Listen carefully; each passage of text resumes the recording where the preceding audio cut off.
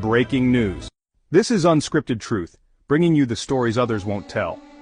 In South Africa, 3 OperationDudula members have been released on warning after being arrested last Friday for blocking foreign nationals from entering a public hospital, including a pregnant woman in labor. Why did you run away? Reports say the trio allegedly stationed themselves at the hospital entrance, refusing entry to anyone without South African citizenship. The health minister has condemned the act, calling it inhuman and unacceptable, and reminding citizens that emergency medical care is a constitutional right for all. The incident has triggered a strong backlash across Africa. Nigerian youths have responded with anger, saying they do not want South Africans in their country if this is how their fellow Africans are treated.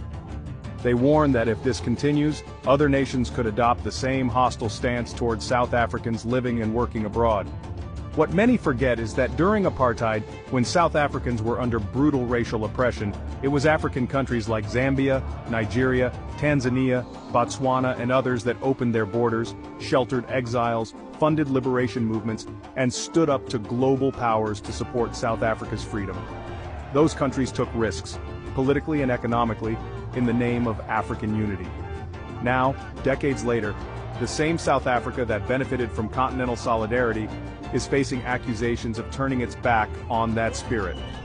This is not just a local dispute, it is a diplomatic warning. If every African country starts treating South Africans the way some in South Africa treat foreign nationals, the result could be regional isolation, damaged trade, and shattered relationships built over generations. And let us be honest, if Africa is divided, the only winners are the same powers that drew its borders, exploited its resources, and still benefit from keeping Africans apart. The 3 OperationDudula members will return to court at a later date. But the bigger question is, will South Africa honor the Pan-African solidarity that once saved it, or will hostility towards fellow Africans lead to a crisis that the continent, and history, will not forgive? This is Unscripted Truth, because here we don't play it safe.